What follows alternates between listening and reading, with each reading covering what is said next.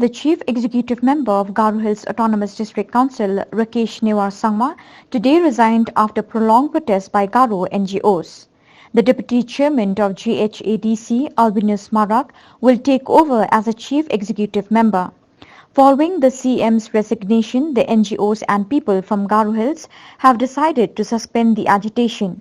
Speaking to the media at public rally to Ra College Field, the Achik Youth Welfare Organization President Sengbat Marak said, "We welcome the matured decision of the GHADC CEM.